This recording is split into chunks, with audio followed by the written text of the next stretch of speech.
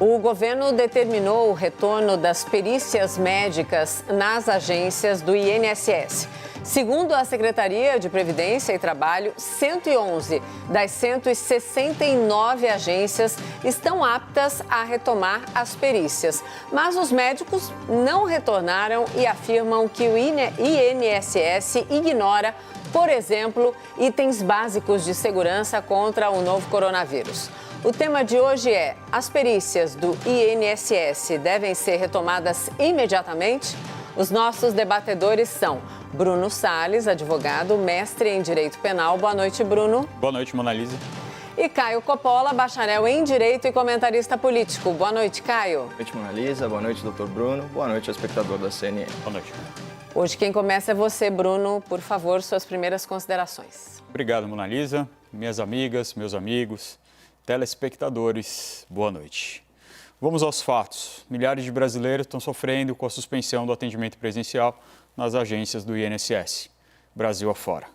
Embora tenham sido mantidos alguns atendimentos remotos durante todo esse período, para a liberação de determinados benefícios, o comparecimento presencial é indispensável. O principal caso de exigência de comparecimento presencial é a das perícias médicas, embora tenha algumas outras. O diagnóstico médico para a liberação de auxílio-doença e vários outros benefícios depende de uma perícia médica que deve naturalmente ser pessoal, presencial. Portanto, é imprescindível que se retomem as atividades das agências do INSS o mais rápido possível. Fim do problema? Fim do debate? Não, claro que não. O fato de ser necessário, de ser imprescindível, não quer dizer que é possível. A abertura das agências do INSS depende necessariamente de condições mínimas para o atendimento da população, sem que esse atendimento exponha tanto a própria população como os funcionários do INSS a um risco de contaminação pelo novo coronavírus. Parece óbvio, mas aparentemente não é. O INSS é uma autarquia federal das mais importantes da República. Ela responde pela operacionalização do reconhecimento dos direitos dos segurados do Regime Geral de Previdência Social, da RGPS, que abrange mais de 50 milhões de pessoas e aproximadamente 33 milhões de beneficiários, segundo os dados de 2017 no país inteiro. Com essa importância, o INSS tinha o dever de criar condições mínimas para a mais rápida retomada dos serviços essenciais que presta aos segurados, o que infelizmente não fez. A única medida adotada pelo Instituto foi a determinação de que as agências só fariam atendimentos com hora marcada. E, na verdade, a maioria dos atendimentos no INSS já eram feitos mediante agendamento prévio há bastante tempo. No entanto, não foram implantadas medidas básicas para a adaptação das agências que permitissem o atendimento presencial com a mitigação do contágio pelo novo coronavírus. Em uma inspeção realizada na semana passada, de 800 agências inspecionadas, apenas 12 preenchiam os requisitos mínimos para a reabertura. Nenhuma delas aqui no estado de São Paulo. A reabertura nacional estava marcada para segunda-feira dessa semana.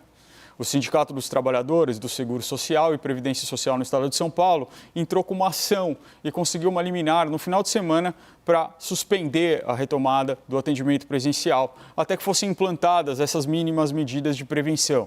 Essa liminar foi revogada na data de ontem e hoje foram retomadas as atividades presenciais também em São Paulo. Mas foram, de fato, em parte. Os médicos do INSS se recusaram a voltar às atividades e a realizar as perícias presenciais por considerarem que não há condições de atendimento sem exposição inaceitável ao risco de contágio. Veja, não se trata aqui de guerra de liminares, de judicialização, de interferência indevida. Os médicos se recusaram. Os profissionais da saúde deixaram claro que não há condições de atendimento em salas com pouca circulação de ar, sem equipamentos de proteção individual necessários, sem procedimentos de distanciamento seguro.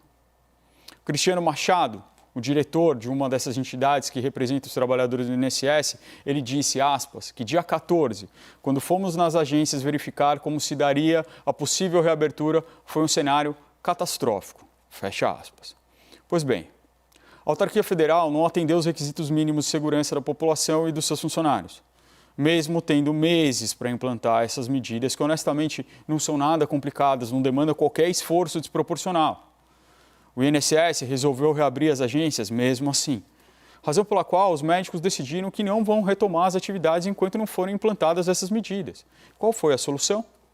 ao invés de atender aos requisitos de segurança, o INSS resolveu mudar os requisitos de segurança.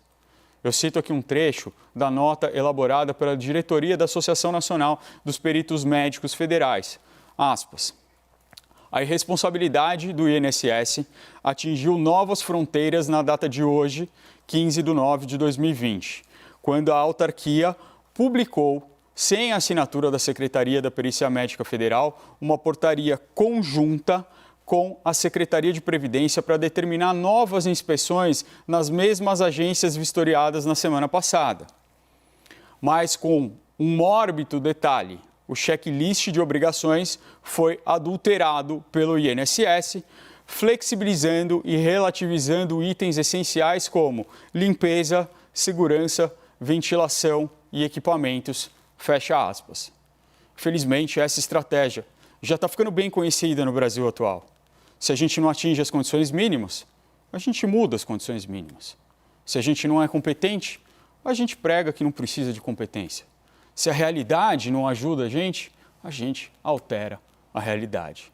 E assim, a gente vai caminhando a passos largos para a transformação do Brasil em mais um dos impérios da mentira. Agora, suas primeiras considerações, Caio, por favor. Doutor, esse trecho final aí da sua fala se aplicaria ao caso dos presídios lotados, né, e da soltura de bandidos. Não poderia concordar mais.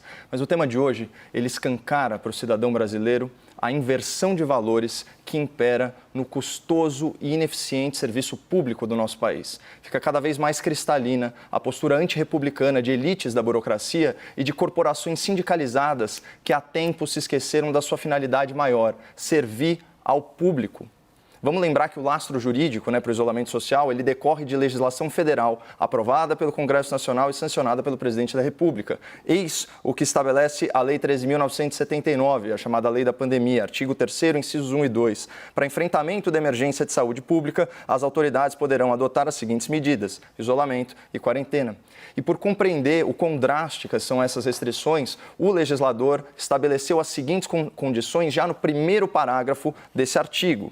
As medidas previstas nesse artigo somente poderão ser determinadas com base em evidências científicas e em análises sobre as informações estratégicas em saúde e deverão ser limitadas no tempo e no espaço ao mínimo indispensável à promoção e à preservação da saúde pública. Portanto, por força de lei, o isolamento social é uma política excepcional vinculada à análise de dados pelas autoridades competentes. No caso, médias móveis de 14 e 7 dias, os casos de Covid-19 retrocederam 21% e os óbitos de pacientes com coronavírus caíram 10%.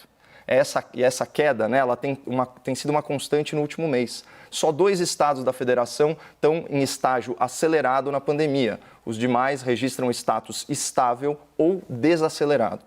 E além dos números decrescentes da Covid-19, as redes hospitalares elas não estão saturadas, o que significa, em tese, que não faltará atendimento nem leito para nenhum infectado. E só um parênteses aqui, percebam que o fenômeno da redução de casos e de óbitos, surpreendentemente, coincide com a flexibilização da quarentena. Seja ela por iniciativa das autoridades, pressionadas por questões econômicas, seja ela fruto da livre escolha do cidadão, como no caso das praias lotadas no feriado.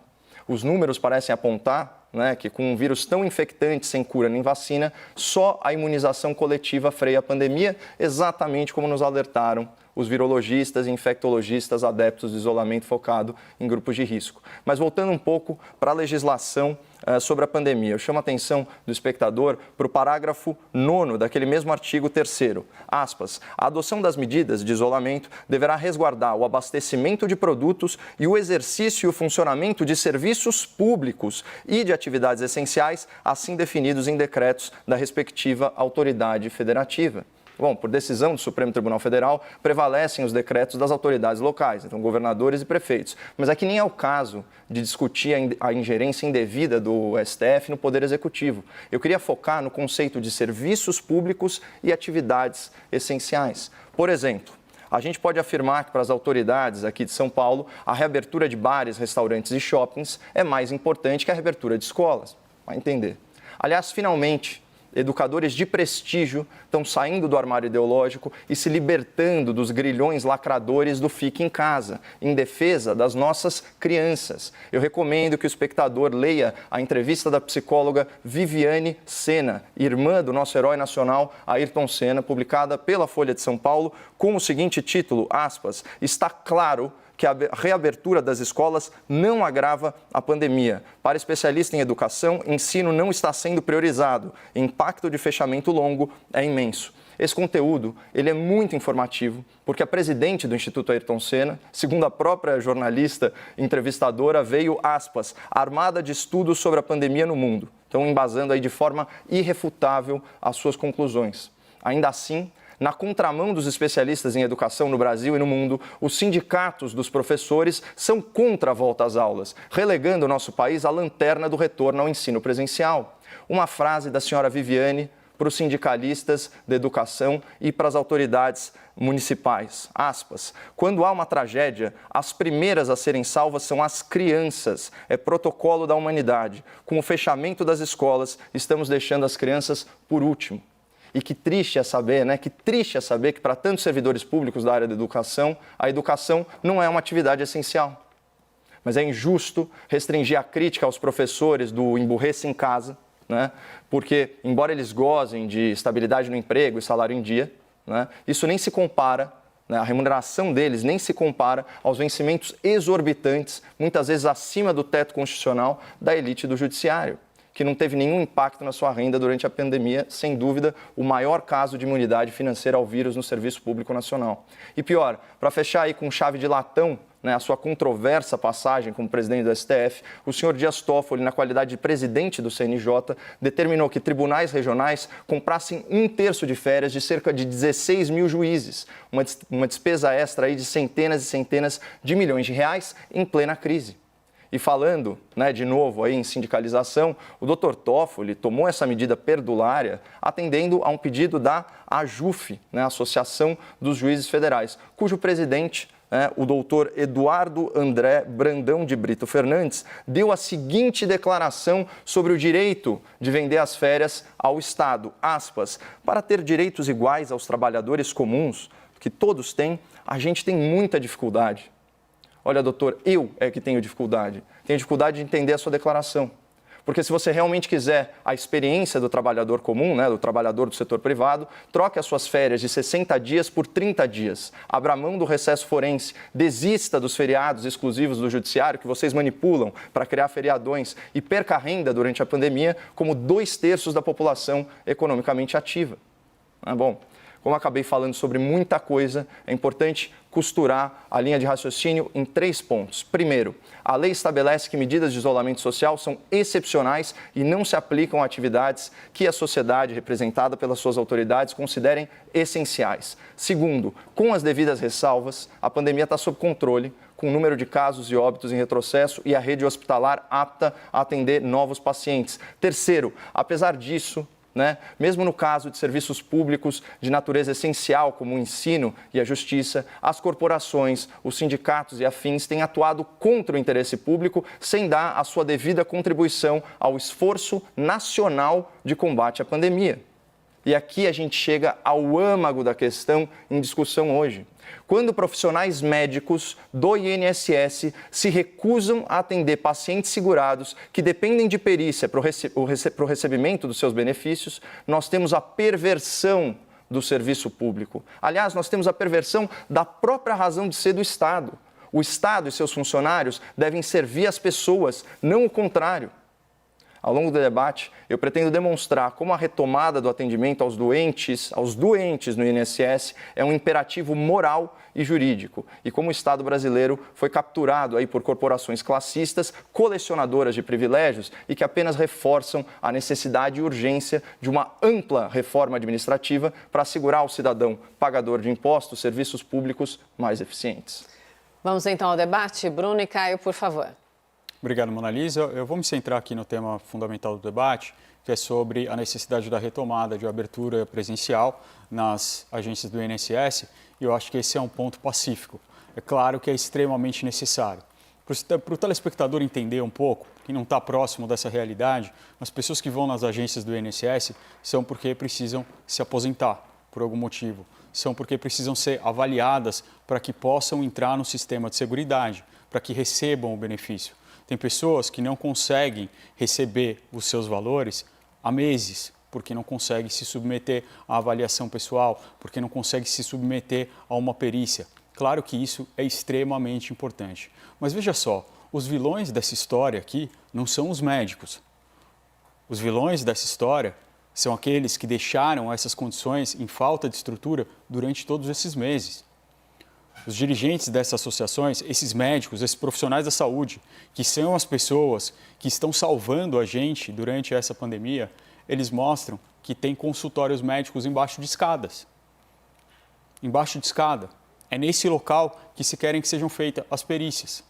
Existem equipamentos de proteção individual vencidos, sem condições de uso. Nesses primeiros dias que foram feitas essas aberturas de agência, se formaram filas enormes na porta das agências, com pessoas aglomeradas. E as pessoas que nós estamos falando não são pessoas com histórico de atleta. Ainda que fosse, estaria errado, mas estamos falando de pessoas, a maioria, no grupo de risco. Pessoas doentes, como o Caio colocou, pessoas precisando se submeter a uma perícia para receber um benefício, pessoas que se acidentaram, pessoas idosas. São essas pessoas que vão ao INSS. Não sou eu, não é uma pessoa saudável. E nesse lugar que essas pessoas vão, elas precisam ter um ambiente seguro contra a propagação do coronavírus. É simples assim. É simples assim. A discussão aqui não é uma discussão tangencial, novamente, sobre isolamento social, sobre isolamento vertical, sobre isolamento focado, que a gente já falou aqui várias vezes, eu não vou falar isso de novo, tem todos os estudos aí que mostram que isso simplesmente não existe. A questão aqui é, nós precisamos retomar isso, nós precisamos retomar o atendimento, mas nós precisamos de condições simples assim. Quem diz isso não sou eu, são os médicos. Bom, doutor, eu queria só ler aqui uma manchete do Portal G1 que sintetiza bem a questão em tela, né, e os motivos ulteriores, né, dessa medida drástica, né, que infelizmente está sendo encampada por médicos de não atender doentes. Não atender doentes em plena pandemia. Tá? Então, repartições públicas fechadas há 6 meses, 750 mil pessoas na fila, dependendo de perícia, né, para garantirem os seus benefícios em plena crise econômica. Mas tudo bem, vamos lá. Retomada no INSS. Com serviços atrasados, o órgão tem queda de braço com médicos e peritos. Por que essa expressão queda de braço? Pelo seguinte, o INSS diz que grande parte das agências apresentaram problemas estruturais relativos à perícia, mas não aos protocolos em relação à Covid-19. Esse é o cerne da questão. Oportunismo político ou oportunismo trabalhista, chame como você bem entender. Eles estão tratando problemas crônicos do INSS, né, que é falta de estrutura, e aqui esses pleitos são sim legítimos e contem conosco aí para apoiá-los nesse sentido, mas estão dando uma roupagem como se fosse por causa de protocolos da Covid-19. Para quê? Para trazer a opinião pública para si, mas não é esse o caso. Você trouxe aqui a versão né, dos representantes desses médicos, então vamos trazer a versão do INSS, na nota oficial. Informamos ainda que grande parte das agências apresentaram problemas estruturais relativos à perícia, tudo aquilo que você se referiu, mas não aos protocolos de segurança em relação à Covid-19. Né? Exemplos, rota de fuga para o perito. Isso não impede a abertura para os demais serviços que foram oferecidos normalmente desde amanhã, ou que deveriam ter sido oferecidos normalmente desde a manhã dessa segunda-feira. Né? E, nesse mesmo sentido, quando a gente pega a fala do senhor Francisco Cardoso, que é vice-presidente da Associação Nacional de Médicos Peritos, né, a ANP, ele fala exatamente isso. Né? Ele disse o seguinte, não há como separar problema relacionado à Covid dos demais problemas antigos. Né? Ele diz o seguinte, a Covid-19 exige que o INSS fique em dia com coisas que há anos vínhamos cobrando e eles se faziam de surdos. Agora é a nossa vida e a dos segurados em jogo, não se negocia isso. E complementando, desculpa me estender, Mona Lisa, quando o INSS apresentar a lista de agências reformadas aptas à vistoria, certo? Permitindo que, enfim, volte o fluxo de inspeções, voltaremos a fazer as vistorias. Até lá, nenhum perito médico federal irá se reapresentar nas agências e nos manteremos no trabalho remoto. Então, quando você fala, doutor, que eles estão aí na linha de frente, eles não estão há 6 meses sem atender os segurados. Então é um grande absurdo, até se a gente pensar sobre a natureza do serviço médico e a natureza do serviço público. Caio. Ainda que as condições não sejam ideais, existe um imperativo moral aqui, além de jurídico, para que haja prestação de serviço. Não é a hora de fazer barganha sindical. Bruno, por favor. Obrigado, Mona Lisa. Bom, parece que os médicos aqui são grandes vilões, parecem que eles estão se recusando a atender pessoas que estão doentes pedindo ajuda. Em primeiro lugar, o INSS não é um hospital.